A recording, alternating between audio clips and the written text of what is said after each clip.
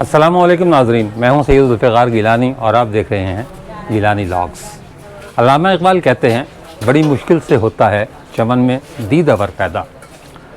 دیکھنے والی آنکھ اور سننے والے کان ہونے چاہیے، تو آپ کے ارد گرد بہت سے لوگ ایسے ہیں جو دیکھتے ہی دیکھتے انسان سے دیوتا اور دیوتاؤں سے افسانے بن جاتے ہیں۔ میں جس مقام پر کھڑا ہوں، کہنے کو یہ ایک تنگ سی گلی ہے اور یہ ایک خستہ حال سا مکان ہے، لیکن اس گھر میں اس شخص نے جنم لیا جسے بھارتی فلم انڈسٹری کا دیوتا قرار دیا گیا۔ اپنے زمانے میں، اپنے دور میں وہ بادشاہ تھا بالی ووڈ کا، لیکن یہاں وہ یوسف خان کی حیثیت سے پیدا ہوا۔ دنیا اسے دلیپ کمار کے نام سے جانتی ہے۔ یہ چھوٹا سا گھر آج سے کوئی میرا خیال ہے 100 سال پہلے 1922 میں وہ یہاں پیدا ہوئے۔ محمد یوسف ان کا نام تھا۔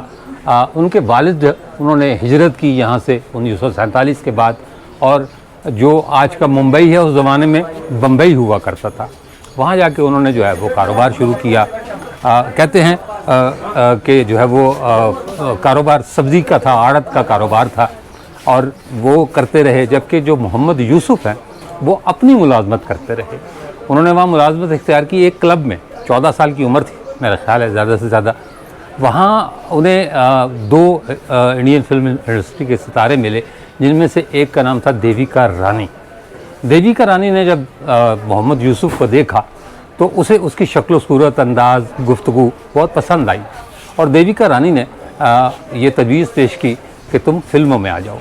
لہٰذا یہ دیویکا رانی کی مہربانی کہہ لیں یا اس کی نظر شناسی کہہ لیں کہ وہ محمد یوسف، جو بہت کم پیسوں پر کینٹین کی نوکری کر رہا تھا، ایک فلم کا ہیرو بن گیا۔ اور پھر دیکھتے ہی دیکھتے وہ صرف ہیرو نہیں بنا، بلکہ پوری بھارتی فلم انڈسٹری کا ستارہ کہہ کر جگمگایا۔ پشاور کو یہ اعزاز حاصل ہے کہ اس نے بہت سے لیجنڈ پیدا کیے ہیں، بہت سے ستارے پیدا کیے ہیں۔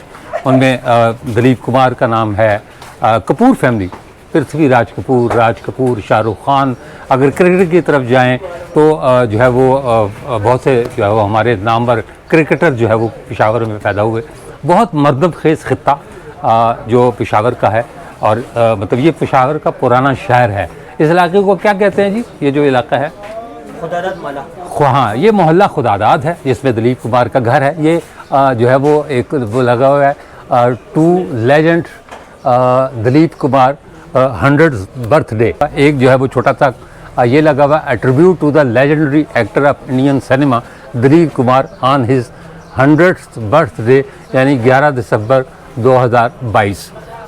یہ بدقسمتی کہ اب وہ اس دنیا میں نہیں رہے، اور یہ بھی کہا جاتا ہے کہ ان کی بڑی خواہش تھی کہ وہ اس گھر کو دیکھنے کے لیے آئیں، لیکن جو ہے وہ جب وہ 1970 کی دہائی میں پاکستان آئے تو باوجود خواہش اور کوشش کے وہ یہاں نہیں آ سکے۔ فی الحال جیسا ہے جہاں ہے کی بنیاد پر ہم آپ کو یہ گھر دکھاتے ہیں۔ یہ چھوٹا تھا، اس زمانے میں ڈوڑیاں ہوا کرتی تھی جب گھروں میں داخل ہوتے تھے، تو یہ ایک طرح کی جو ہے وہ ڈوڑی کہہ لیں۔ چھت اس کی بڑی جو ہے وہ گرنے والی ہے، لکڑی کی چھت ہے۔ یہ ایک اندرونی کمرہ، یہ میرا لگتا ہے کہ شاید کچن ہوگا کسی زمانے میں، جو مطلب یہ بتا رہے یہ الماری بنی ہوئی ہے، وہ طاق بنے ہوئے ہیں، میرا خیال ہے کہ یہ کچن ہوگا۔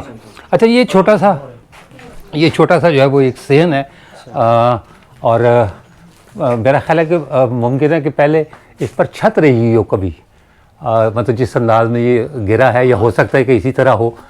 یہ جو لکڑی کے وہ گرا گیا چھت تھی نا، ہاں میرا خیال ہے یہ چھت تھی، لیکن یہ آپ اس کو کہہ سکتے ہیں کہ یہ دالان تھا۔ جیسے عام ہمارے گھروں میں آج کل تو ہم اسے ٹی وی لاؤنج کہتے ہیں، اور یا لیونگ روم کہتے ہیں، تو اس زمانے کا یہ لیونگ روم آپ کہہ سکتے ہیں۔ بیشتر کام لکڑی کا وہ ہے۔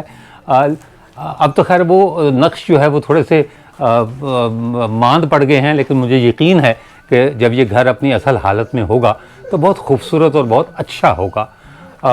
لیکن ضروری نہیں، وہ کہتے ہیں گدڑی میں لال پیدا ہوتے ہیں، تو کوئی ضروری نہیں کہ بڑے لوگ جو ہے وہ کسی بڑی جگہ پیدا ہوں۔ بعض اوقات جو ہے جس طرح مٹی کی خصوصیت کو آپ لے لیں کہ مٹی سے ہم بھی پیدا ہوئے، مطلب انسان بھی پیدا ہوا، اور مٹی کی تاثیر جو ہے میں دعا کرتا ہوتا ہوں اکثر کہ یا اللہ ہمیں مٹی کی تاثیر پیدا کر. اس کی وجہ یہ ہے کہ مٹی سب کچھ پیدا کرتی ہے، گندم، چاول، پھول، پودے، جو ہے وہ مویشیوں کے لیے چارہ. تو یہ مطلب زمین کا کمال ہے کہ زمین ایک ہے لیکن وہ جو کچھ پیدا کرتی ہے وہ بہت جو ہے مختلف چیزیں ہیں. تو یہی صورتحال جو ہے وہ ان گلیوں میں چھوٹے چھوٹے گھروں کی ہے کہ کوئی نہیں جانتا کہ اس گھر میں جو ہے وہ کون سا لیجنڈ یا جو ہے وہ کوئی دیوتا ٹائپ کا شخص، جسے دنیا دیوتا کہے. منہ سے دیوتا کہنے میں جو ہے وہ ایک الگ بات ہے، وہ شخص جسے دنیا دیوتا کہے. یہ ایک اور کمرہ ہے، یہ آئیے دیکھتے ہیں. یہ اس وقت تو یہ صورتحال ہے، لیکن میں پھر وہی بات کہوں گا کہ اس صورتحال پر نہ جائیے گا. انشاءاللہ تعالی آنے والے دنوں میں یہ بہت بہتر صورتحال میں بحال ہوگا. یہ اس کا ایک اور جو ہے وہ یہ شتیر لٹک رہے ہیں. یہ میں ان کو ہاتھ نہیں لگانا چاہتا کہ ایسا نہ ہو کہ یہ گرا جائیں. یہ تھوڑا سا اندر سے دکھا دیں آ کے. ہاں، یہ جناب دلیپ کمار کا گھر.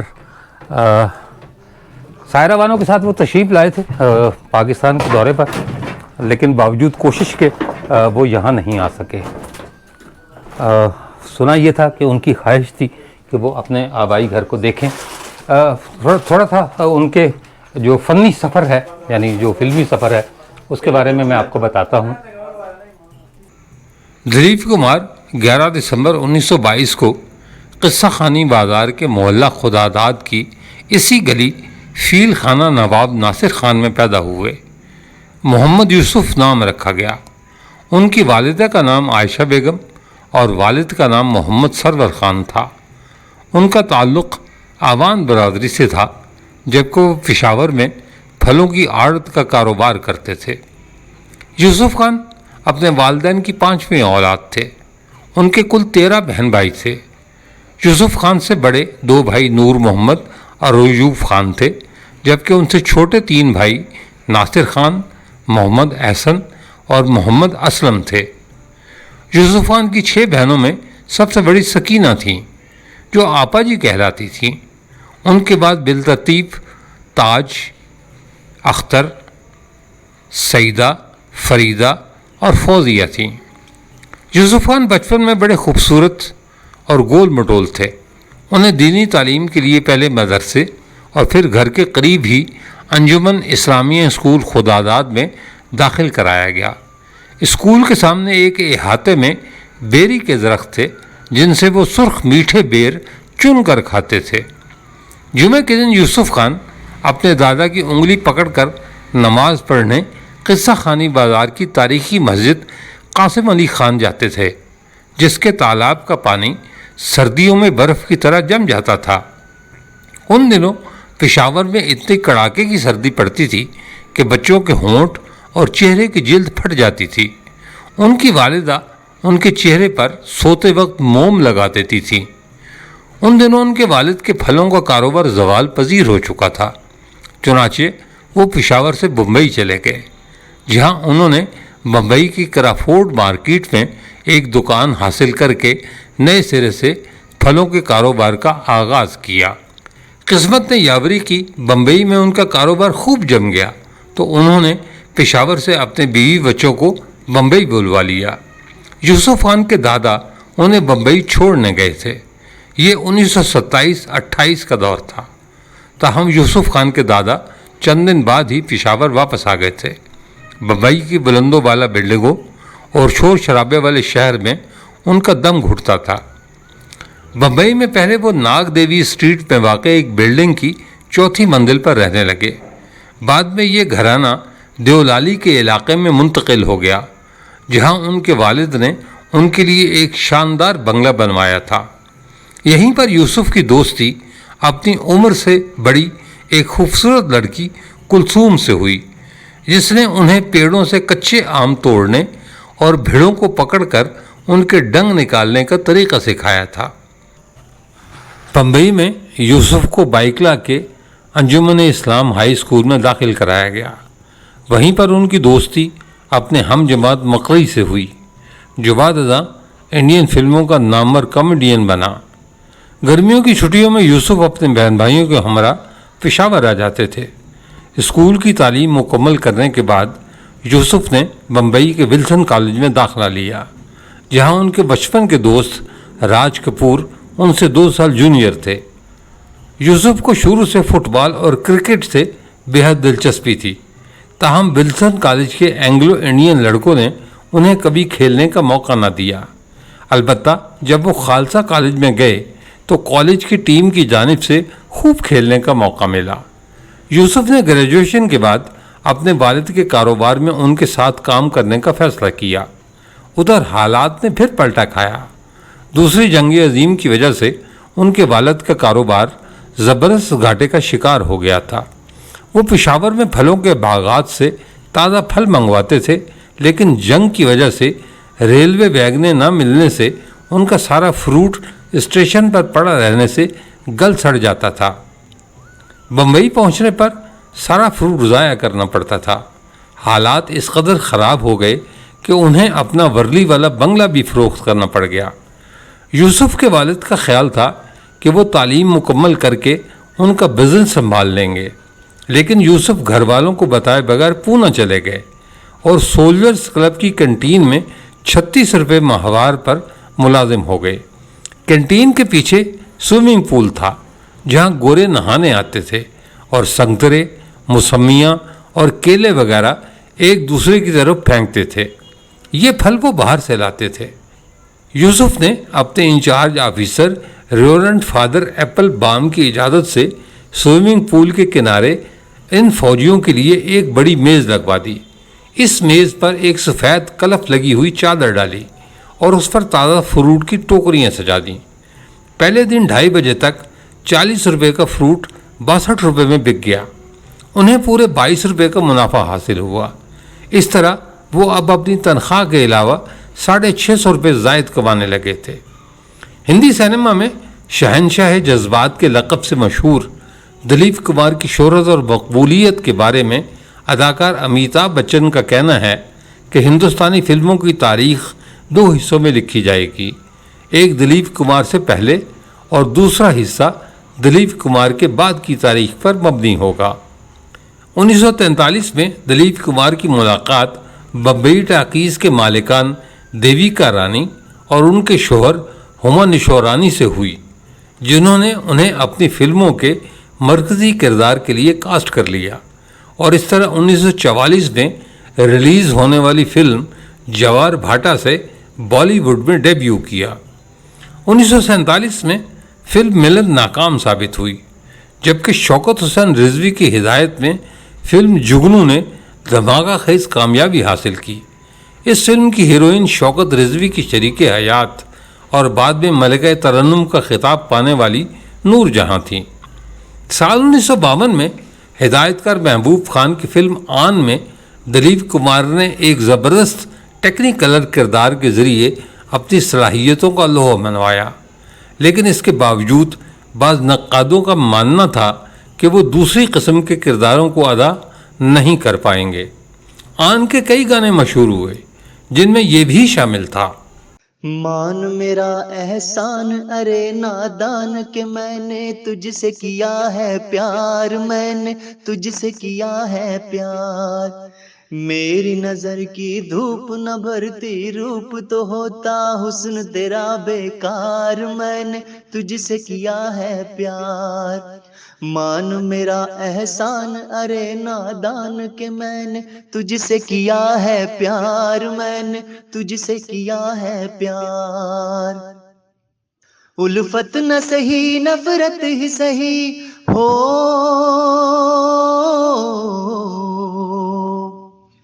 الفت نہ سہی نفرت ہی سہی اس کو بھی محبت کہتے ہیں، تو لاکھ چھپائے بھید مگر ہم دل میں سمائے رہتے ہیں، تیرے بھی دل میں آگ اٹھی ہے جاگ زباں سے چاہے نہ کر اقرار، میں نے تجھ سے کیا ہے پیار، میری نظر کی دھوپ نہ بھرتی روپ تو ہوتا حسن تیرا بیکار، میں نے تجھ سے کیا ہے پیار، میں نے تجھ سے کیا ہے پیار، میں نے تجھ سے کیا ہے پیار۔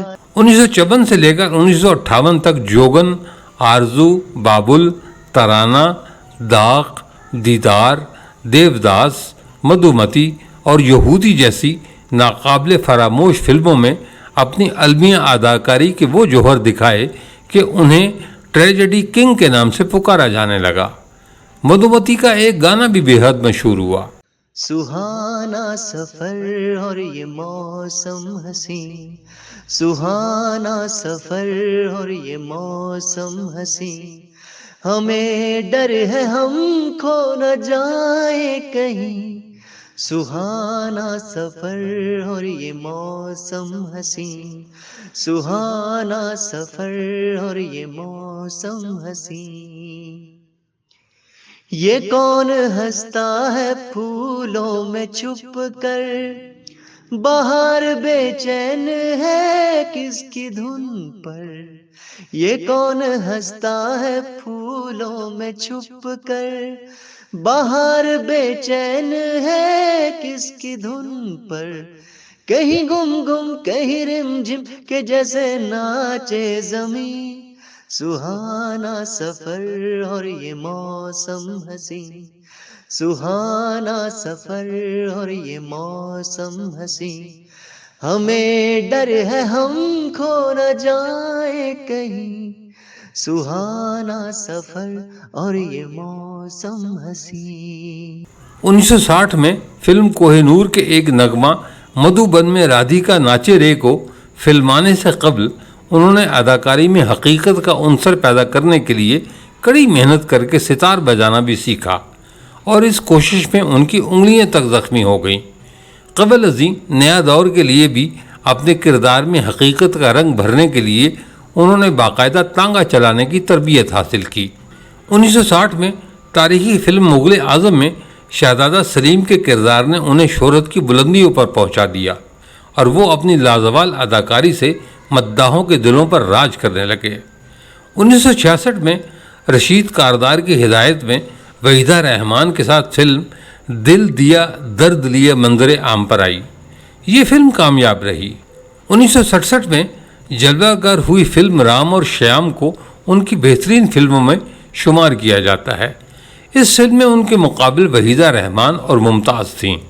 اس فلم کو نہ صرف پسند کیا گیا بلکہ متعدد دفعہ اس کی نقل بھی کی گئی، جیسے ہیما مالنی کی سیتا اور گیتا، سری دیوی کی چال باز اور انیل کپور کی کشن کنہیا وغیرہ شامل ہیں۔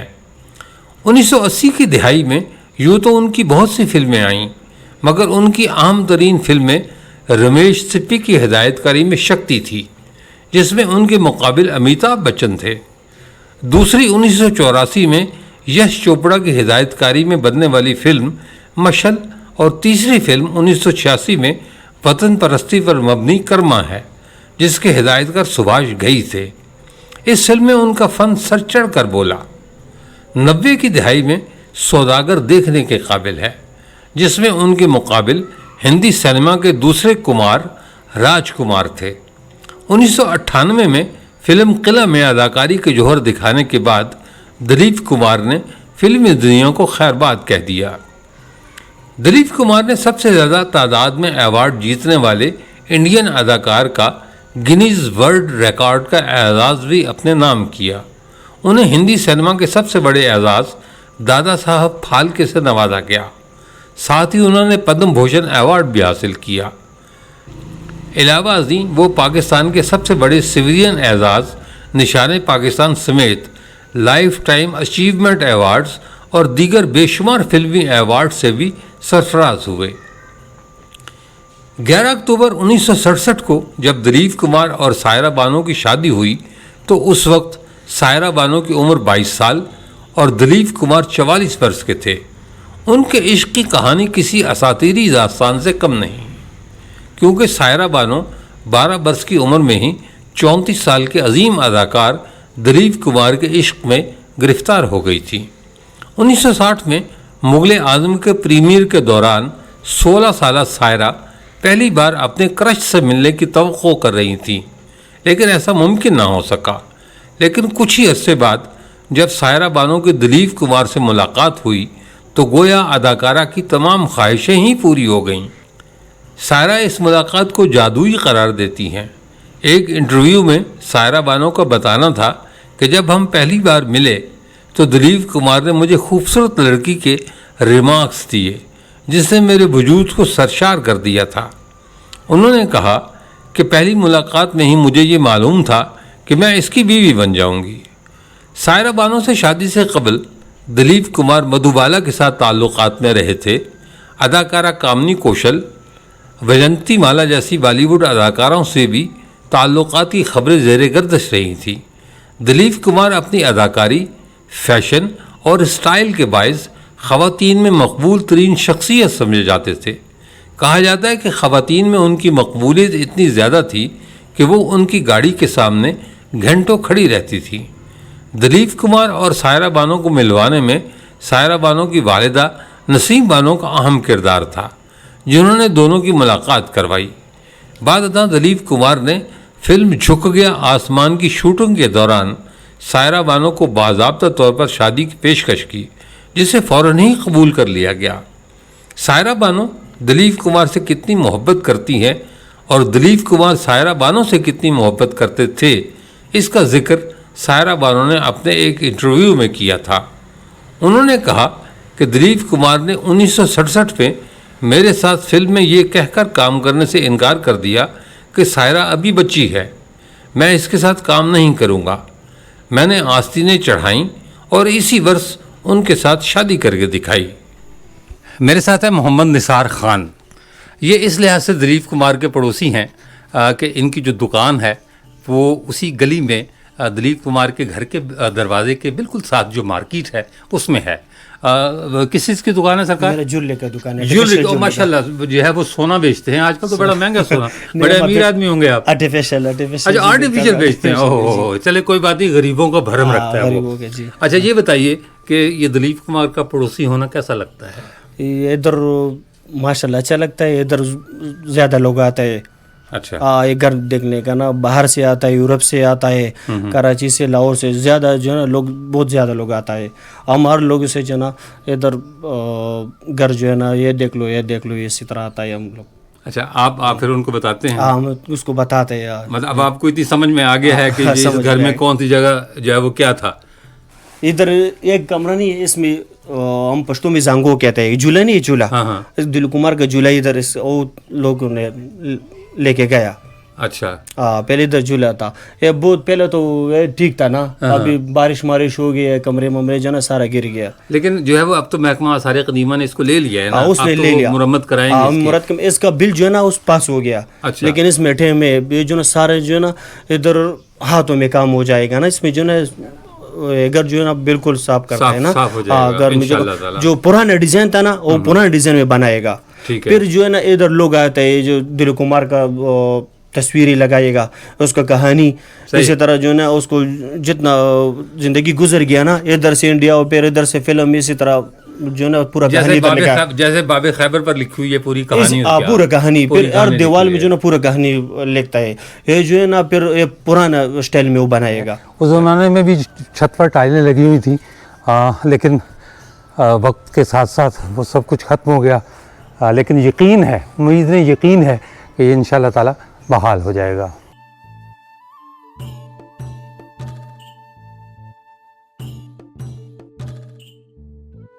میرے ساتھ موجود تھے نثار صاحب، وہ ہمیں اس گھر کے بارے میں بتا رہے تھے کہ جہاں میں کھڑا ہوں اس جگہ کسی زمانے میں دلیپ کمار کا جھولا ہوا کرتا تھا۔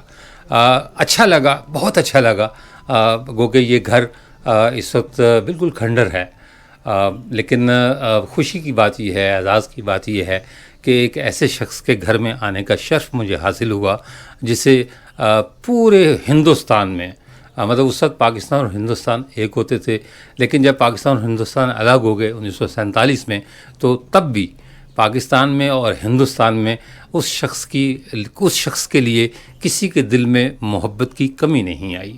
دلیپ کمار کو آج وہ اس دنیا میں نہیں ہیں، لیکن دلیپ کمار اپنی فلموں کے حوالے سے، اپنے انداز کے حوالے سے، ان کی فلمیں آن، انداز، مغل اعظم، یہ وہ فلمیں ہیں جو انہیں ہمیشہ زندہ رکھیں گی۔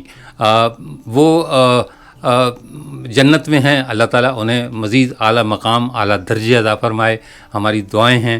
ظاہر ہے ایک اس دنیا سے جو شخص چلا جاتا ہے اس کے لیے ہم دعا کے علاوہ کچھ نہیں کر سکتے، لیکن پھر بھی ہماری خواہش ہے کہ جب اگلی بار یہاں آئیں تو یہ گھر اپنی اصل حالت میں بحال ہو چکا ہو، کیونکہ یہ ہماری ذمہ داری ہے کہ وہ جگہیں جہاں ہمارے ہیروز نے جنم لیا، وہ جگہیں جہاں ہمارے ان لوگوں نے جنم لیا جو دنیا بھر میں ہماری پہچان بنی. دلیپ کمار دنیا کے لیے دلیپ کمار تھا، لیکن ہمارے لیے وہ یوسف خان تھا. اور ہمیں فخر کرنا چاہیے کہ وہ بحیثیت مسلمان کہ فلم انڈسٹری بھارت کی ہے، لیکن اس پر آج بھی حکمرانی مسلمان کرتے ہیں. اس میں کوئی تعصب کی بات نہیں ہے. مطلب یہ مت سمجھیے گا کہ میں مسلمان ہوں تو میں اس لیے کہہ رہا ہوں کہ جی اس پر مسلمان حکومت کرتے ہیں. یوسف خان سے شروع ہو جائیں اور پھر شاہ رخ خان، سلمان خان، عامر خان، یہ سارے کے ساری جو ہے وہ ایک پوری قطار ہے جو آج بھی ممبئی فلم انڈسٹری یا بھارتی فلم انڈسٹری کی صف اول میں شامل ہوتی ہے. لہذا ہماری ذمہ داری ہے کہ ہم اپنے ہیروز کو خراج عقیدت پیش کرنے کے لیے ان جگہوں کو جو ہے وہ ان کی اصل شکل میں بحال کریں جو جگہیں ان سے منسوب تھیں یا ہیں. اس کے ساتھ اجازت دیجیے، انشاءاللہ تعالی اگلے بلاگ میں دوبارہ ملاقات ہوگی. تب تک کے لیے اللہ حافظ.